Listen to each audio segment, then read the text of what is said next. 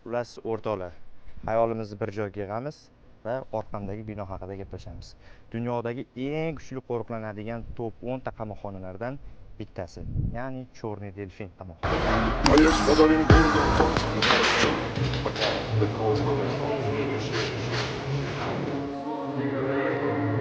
Qurilishi 18-asrlarning oxirida yakunlangan ushbu qamoqxona hozirgacha foydalanib kelinadi hamda bu joyda eng og'ir jinoyatlarni sodir etgan mahbuslar, seriyali qotilliklar, maniaklar, terroristlar va shunga o'xshash eng og'ir jinoyatlarni sodir etgan mahbuslar saqlanadi hamda bu joyda bitta mahbus uchun o'rtacha 2 tadan qo'riqchi to'g'ri keladi. Vladimir Kristopov, kannibal, ya'ni odam o'ldirib, uning go'shtini yegan vahshiy jinoyatchi va qora delfin haykali muallifi. Mikhail Popkov, 78 nafar ayolni o'ldirgan qotil. Oleg Rilkov, 12 nafar yosh bolani zo'rlagan va seriyali qotil. Dunyoga Chorniy Delfin nomi bilan mashhur qilgan aynan delfin haykalchalari bugun rekonstruksiya jarayonida hamda ularni aynan shu qamoqxonadagi yengil jazo olgan mahbuslar ta'mirlashmoqda.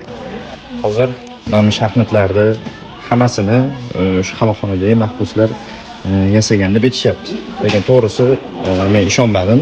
Qamoqxona soliq to'lovchilar hisobidan emas, balki sen yasagan mana shu narsalarni sotish orqali daromad ko'radi va oylik sifatida beradi. Oylari 5000 rubldan 30000 rubl. Va 5000 gap yo'q lekin zo'r.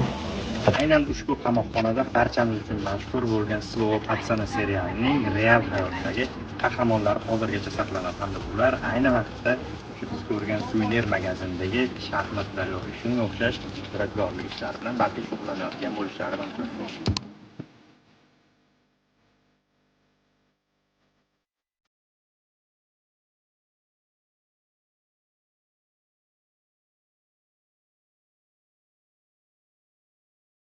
Ushbu qamoqxonada yuztalab odamlarni o'ldirgan, bir nechtalab teraktlarni sodir etgan, umuman olganda ko'chani ushlab qo'ygan mafiyalarning g'ururini sindiradigan aynan mana shu qamoqxona bo'ladi.